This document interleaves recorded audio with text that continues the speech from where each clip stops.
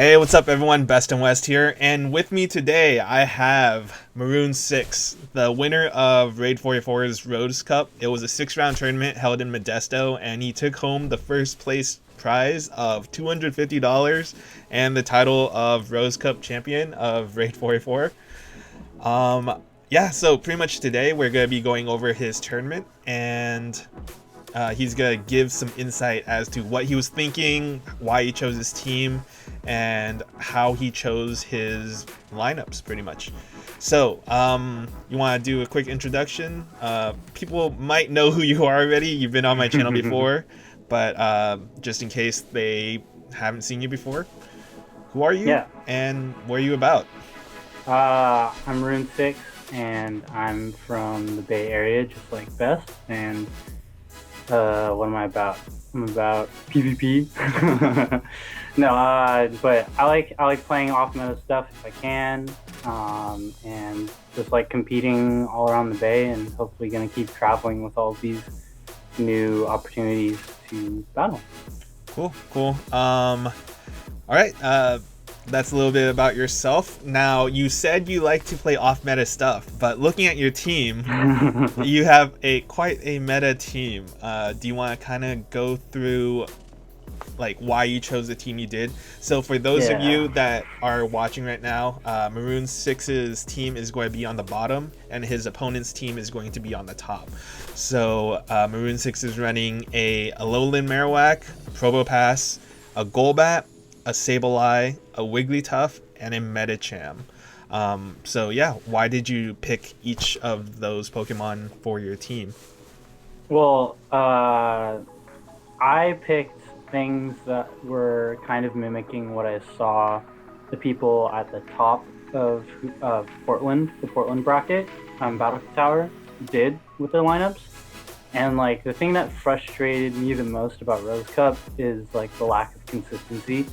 Like it's like, oh man, I got hit by a blast burn where I didn't, and then I was trying to find different ways to reduce that, and I found that how people structure their team at the top by having that Sableye and other picks kind of with less variance made it so that you could have more consistent results. So Pokemon that were like consistently, like you didn't have to bait, or you didn't have to like do like this guessing game kind of situation, right? Yeah, I mean, just less so, right? I mean, some like Marowak definitely has guessing, but there's a lot of situations where you can Bone Club. There's a lot of situations where you can go straight Shadow Ball. It wasn't like a Charizard where you're like, oh my gosh, I didn't land the Blast Burn, so I just hard lose. Okay. If you were to pick one of your Pokemon to be the MVP, do you have one? Yeah, definitely. Wigglytuff. Wigglytuff. Okay. Yeah, so it's funny because so with Raid 44 they have all the new team stuff where then we're competing for the whole year. So my team, we bounce back and forth stuff like all the time now.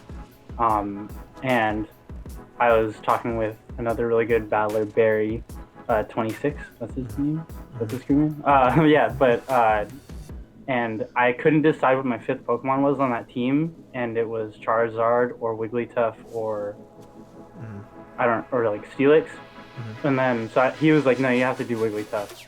And I was like, oh, I really don't like Charmers, and it just worked out. You need a Charmer in this cup. I almost feel like you need either a Charmer or a Scrafty to hard counter a Sableye. Otherwise, Sableye is a constant safe switch, and yeah, it's just bad going up against a safe switch Sableye. Because then they can take much more risky leads. In Portland, I did Scrafty. And the thing that I kind of learned from Portland is that like Scrafty's really good, and I was kind of trying to predict where the meta was going to go before it went there, with like high Sableye reliance, Sableye Marowak reliance, Probopass, and then trying to pull out the Wiggly with a Golbat, and then like have a Golbat in the back, but it didn't work out as well because of that lack of consistency. So like if I just lost a draft, it just couldn't come back with a Scrafty. So then I switched it up this time and joined the Sableye Best Friends crew, which I got that day, actually. Oh wow. Okay. All right, but yeah, now that we've gone through your team a bit, let's take a look at your first round. And this first round is going to be against Lil K Man 21.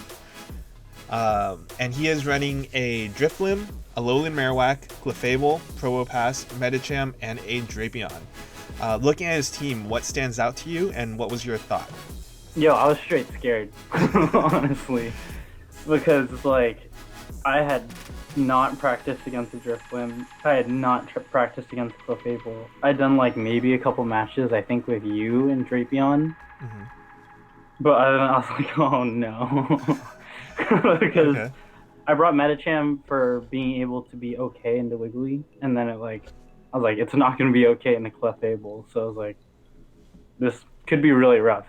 Mm-hmm. So I just kind of was like, here we go. Okay, so yeah. As we see here, it looks like you're going with Probopass, Medicham, and Wigglytuff. Yeah, I guess we'll just take a look at what you do. All right, starting off, Lil K Man 21. And you lead off with Probo and its Probo Mirror, and you are running a Spark Probo, and he's running a Spark Probo. How come you decided for Spark instead of I think the more common Rock Throw? Cause like I was saying, like it was so bait dependent, and like with Rock Throw, it's higher risk, higher reward. And honestly, for all of Rose Cup, I was such a big wuss. So I was just like, I'm just gonna go for the less reward option and just have a little bit safer damage on either side. Okay. But we saw there, Lil K Man used the wrong charge move at the very beginning. He used a Rock Slide. So I knew I was at advantage at that point. Yeah.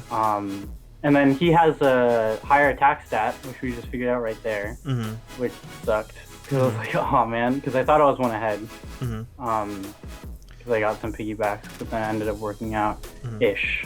Yeah, so he sends out Drifblim and he switches straight into Clefable. He ends up tanking this Rock Slide, so that was kind of a interesting move. It worked out. It worked out for him, I guess.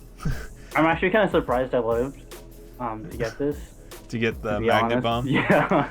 Okay, so now you switch into your own Wigglytuff, your own Charmer. He gets a charge move off. It's probably going to be Meteor Mash. Meteor Mash, so I have to block it. So you block it. So one shield versus no shields, and it's Drifblim. Drifblim is not going to deal any damage to Wigglytuff. But well, no, but Icy Beam, Icy Wind actually does a decent amount. Yeah, it does lower your attack, but you're going to get this Ice Beam off, and he has to block this, and you have one more Pokemon in the back, right? And the best part about this is that he has to finish me with with a charge move. Yeah. So he has to expend energy. That Hex would be dealing no damage to you. Yeah, exactly. So I'm not super worried, and that overconfidence kind of cost me because I do this, which gives him an extra. And I was like, oh my god. Gave him an extra Hex, but ooh. So yeah. Okay. Exactly. So you end up losing the first battle. Yeah. And I was like, holy crap, I just ended so hard. So at least now you know he has Shadow Ball Icy Wind rather than Omnis Wind. So at least you cleared that moveset. I kinda assumed it was Icy Wind because for example, otherwise you just get so stuck. So then the next game I'm expecting him to switch Mons. Because he showed. So then that kind of is what gives me the advantage, I think, in game 2. Okay. Yeah. All right. Well, I don't remember what I set up though. Okay, let's take a look. You don't remember? Okay, so it looked like it was the same exact thing. So it's Probopass, Medicham, Wigglytuff against Lil K Man 21. I'm hoping he switches his lead. That's really what I'm hoping. I'm hoping he switches his lead to something that isn't AWAC. And then I'm like, I can be okay, even if it's Medi, and then I can just kind of work it out. And you get the lead though right here. It's a hard win lead right here, but you do have to watch out for that Meteor Mash. Meteor Mash is going to deal a significant amount of damage to Probopass. So and I'm really surprised he's not switching at this point. Uh-huh. And I'm like, that's why my switch screen kept going up and down. Yep. Yeah, Meteor Mash, you have to block Meteor Mash. That will pretty much... It'll deal a lot of damage to you, and then those charms are slowly chunking away at your health as well. So, it looks like he switches and catches this rock slide. I mean, well, I guess the rock guessed. slide... Yeah, I just straight guessed because I was like, oh, I'm assuming it's something. But it allows you to... me up. Yeah, it allows you to hard counter it with your own Medicham. Magnet Bomb's gonna deal some damage, but not nearly enough, and you're just going to counter down right here. I think I get it right before his next Magnet Bomb. Did you guess right there as well? I don't know. I was just like, I switch. Because I knew I could probably get to multiple. And then I knew Probo was important in the beginning because he like stayed in on Clef. That's what I'm assuming from that lead. He was like, the fact that you're staying in that long means that you have to take it down by committee. And so you switch Probopass back in instead of Wigglytuff? Is there a reason why you did that? You know, to be 100% honest, I don't think I was thinking very well in this match. I find with like a lot of long tournaments, I like do significantly better towards the back. Okay. Because I get a lot better read of how people are reading that day. Versus my comp, and I was like, I don't know.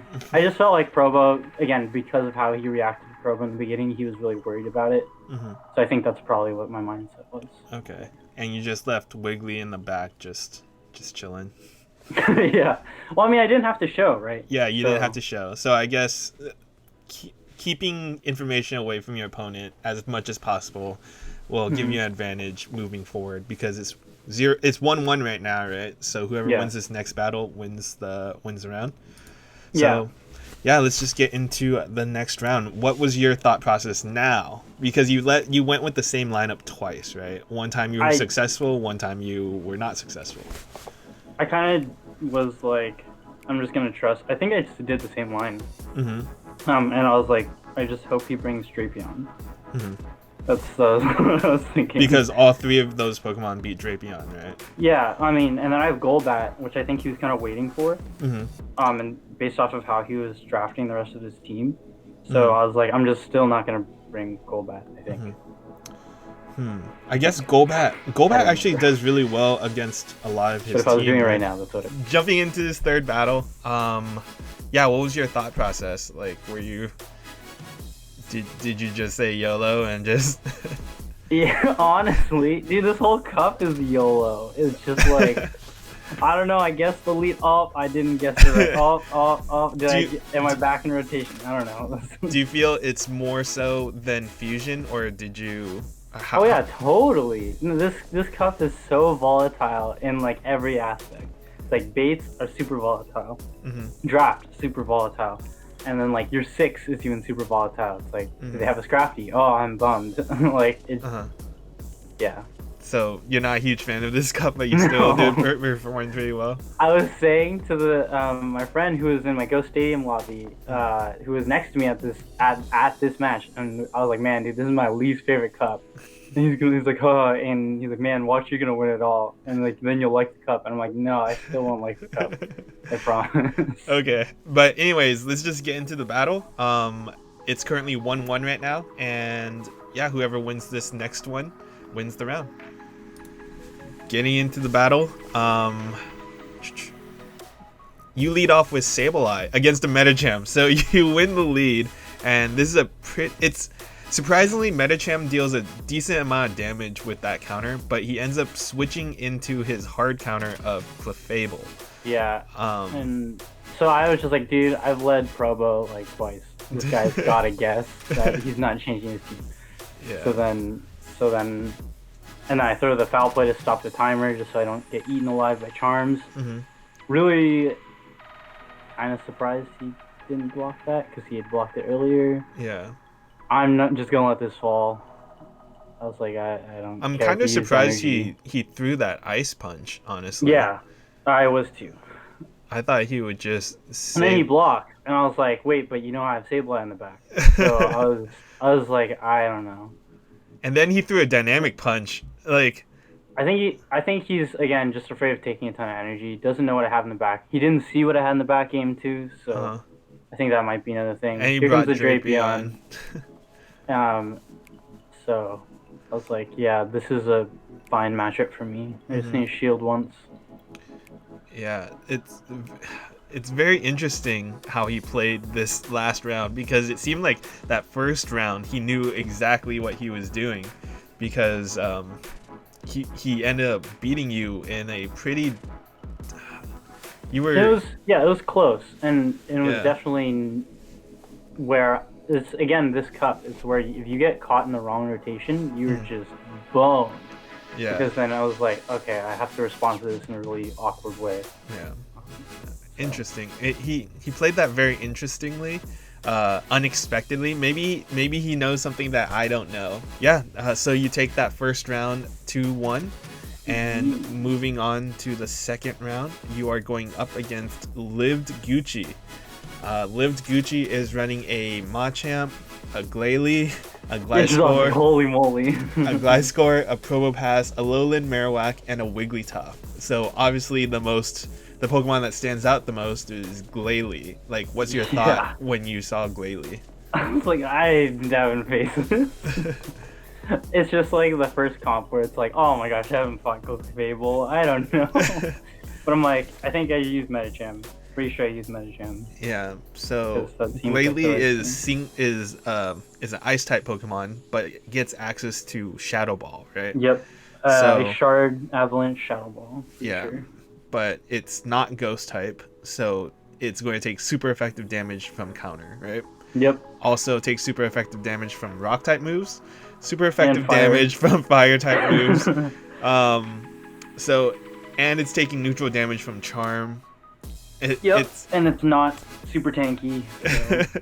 There's a lot of things going bad for Glalie, and that's why I had a Gliscor. If I had a Gliscor, oh my gosh, you would just get one shot by that thing just using Ice Shard.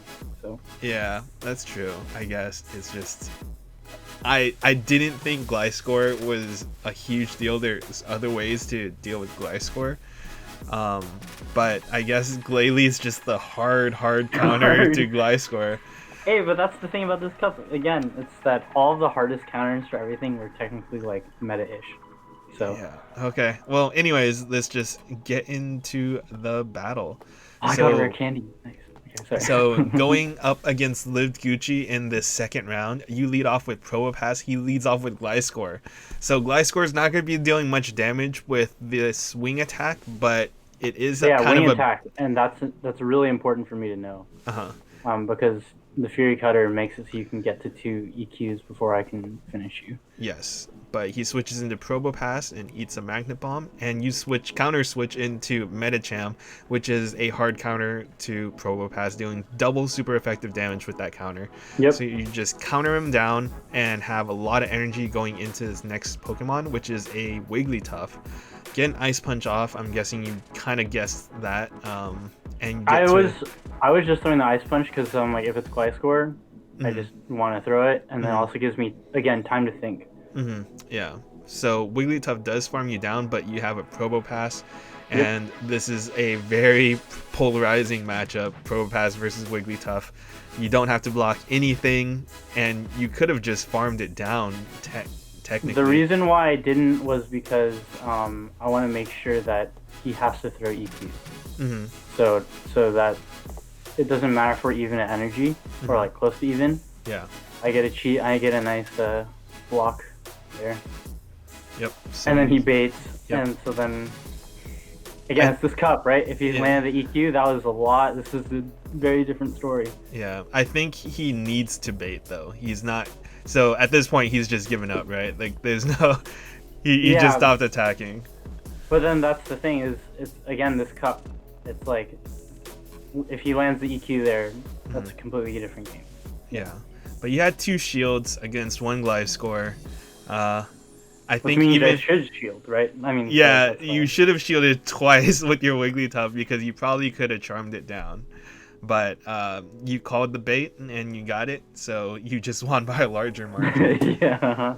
Getting into the second battle against Lived Gucci, you lead off with Metachamp against Alolan Marowak, so this is a bad matchup for Yeah. you.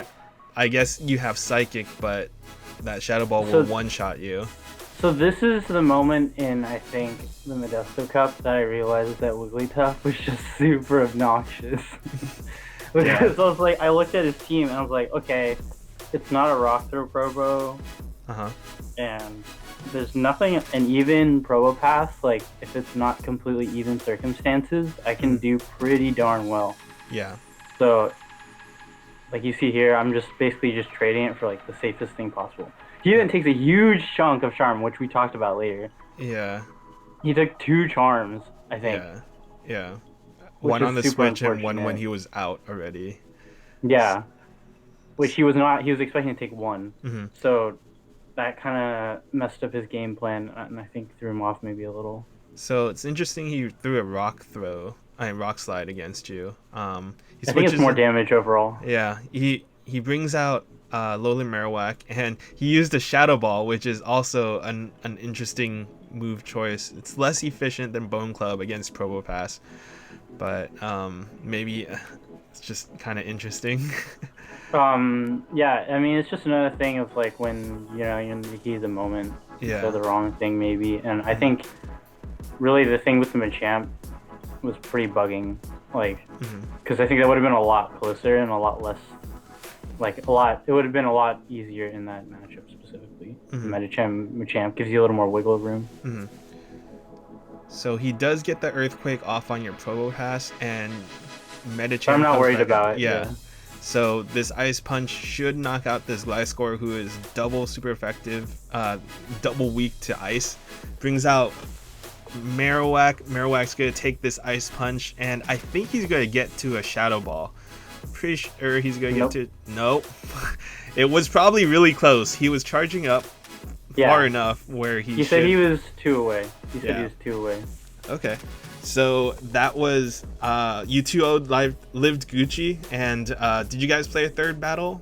I think we didn't actually. You didn't? Okay. No, and like I totally get it. Like especially if like you have a performance that you're like like you make some mistakes. Like sometimes it's just better to take the break. Like especially if you're like on a long tournament, you don't want to let it get to you. So I suppose so. I respected it.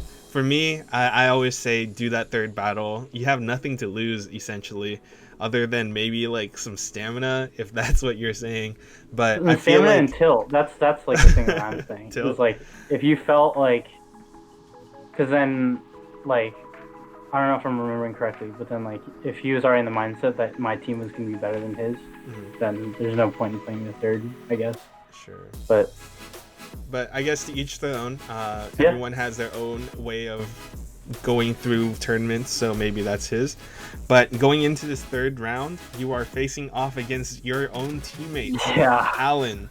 Alan is another local trainer to my area, actually. He's like in Berkeley, El Cerrito area. And he is running a Charizard, a Probopass, a Gliscor, a Alolan Marowak, a Wigglytuff, and a Metachamp. So things that stand out, I would probably say like Charizard is kind of a baity situation. So that's kind of like, and he's running 2 pretty baity Pokemon in Gliscor and Charizard, and he has a Alolan Marowak too. So all 3 of those are kind of bait dependent and like can cause some variance in like how well he does. So what's your thought process going up against his team? We did practice matches, so we knew our own tendencies. And I think for this specific matchup, I think it ends up being a disadvantage because I know how he wants to play, and my team comp doesn't really allow him to play that way as easily.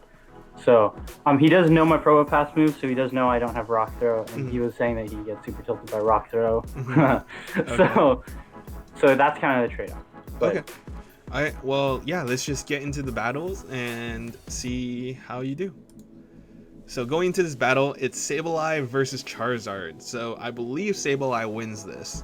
Yeah, and again, this is me predicting his lead. This is what I wanted because I knew he likes to lead Charizard, expecting the Probo and giving yourself time to switch. And he does go straight for Blast Burn, and you're going for Foul Play right here, which he shields. And you're actually running Shadow Sneak on your Sableye. Is that for like the Machamp matchup? Yep. Wild Susan Boyle.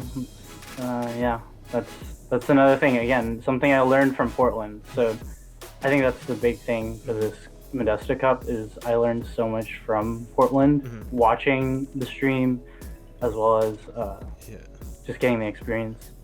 So you're able to farm down that Charizard, and you have a shield advantage. So that Charizard knocking out your Sableye didn't really help out Alan very much right there, huh? Nope. And then I know he has a disadvantage of having scrims is that I know he has his wing attack, so he's at a super disadvantage here. Especially he's not his going to be able shield to get disadvantage, yeah. Well, he's an energy disadvantage and shield disadvantage, and here I cheese him so hard. Yeah. So and we were talking about that later. He had like 100 energy. Yeah. And he had enough for an Earthquake, and he didn't get to use that energy. So unfortunate for him.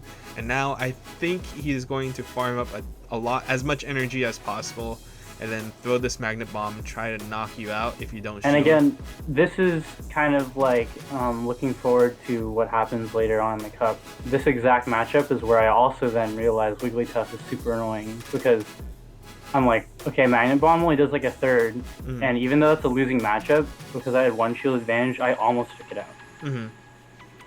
Yeah. So I was like, this matchup is a lot closer than I originally had thought it was, because I did not scrim a lot with Wigglytuff.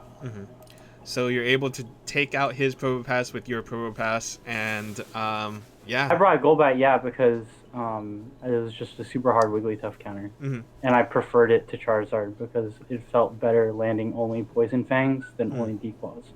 Okay. All right. So getting into the second battle, any thoughts? I knew I wasn't going to be able to get away with charming down 100 energy off of his Gliscor. Okay. So again, I don't really know what I led because this Cup, I swear, I just decided kind of on a whim. We were I mean, you can start the video, but we were talking in Portland. All of the Bay Area people, there were like 10 of us. We were like, every single time you make a decision in this Cup, you should just like flip a coin. Yeah. And then so and then say yup, and then you'll tilt your opponent if you like win. So in this matchup, you lead off Alolan Marowak against Probopass, and this is a pretty close matchup. It looks like you charged up to 2 Bone Clubs, assuming you're trying to get back-to-back Bone Clubs right No, and that's actually because I'm trying to fish for the piggyback, and I actually do get it. So this is actually, we ran this in our hotel, Alan, Barry, and I, like a bunch of times because it's so critical to reduce the piggyback chance. I get 2 fire spins actually, so then I know I'm like super golden. There's no risk. So that's one to practice and look at PvPoke if you have not for your Cups coming up. Okay. But now he sends out Charizard, and that extra energy came out clutch because you're able to get the Shadow Ball off. But he is going to block it, so he correctly calls that Shadow Ball, and he farms you down. So I'm assuming Probopass, Blast Burn's going to hurt, but it's not going to knock you out. So not going to finish, so I'm not worried. So he switches into Gliscor versus Medicham, and Gliscor still has to hit a Earthquake to knock you out, but those wing attacks over time are going to hurt. He decides not to block that Ice Punch. And this puts him in a bad position because he needs to decide if he's going to save his shield for Rock Slide or not. So he has to either be able to one-shot me off of the start, or he has to decide to go Night Slash. So I'm assuming he's going to let this go and let his Gliscor go and he has to try and farm it up. Farm down your Medicham. And so you get this Rock Slide off, and you're going to take his last shield. And the only thing I can see is he might go double Dragon Claw. Even then, I don't think it's going to knock you out. Yeah, we talked about it. I don't think it is. I think it's just short, but it's still really close. Yeah. So he was probably really close to the blast burn. He was close. He had 2 declaws. He had to. Yeah. So he had to decide, and it's like one of those things. Again, in the moment of pressure, you have to go for the win? Yeah. What you for sure is your win condition. Yep. So blast burn was his win condition at that point, and he just had to go for it. There's no point in losing less, right? Like, whether you lose with 2 shields or with 1 HP, like, you still lose, like, or you still win. It doesn't matter. So you took that 2-0. Did you guys end up playing a 3rd battle? We did. I just, because to save space on my phone, I didn't record 3rd battles if there were 2 O's. Alright guys, that'll do it for this video. Part 2 will be coming out pretty much tomorrow, if I can get the editing done in time, but stay tuned for that. I know Rose Cup is coming down to a close, but for those of you that still have a tournament the last week, yeah, I think watching these tournaments really helps put into perspective what you need to know going into a cup that the meta has really developed and possibly changed over the course of the month. But that'll do it for this video. Till next time guys, this is Bestinwest. I'll catch you guys later.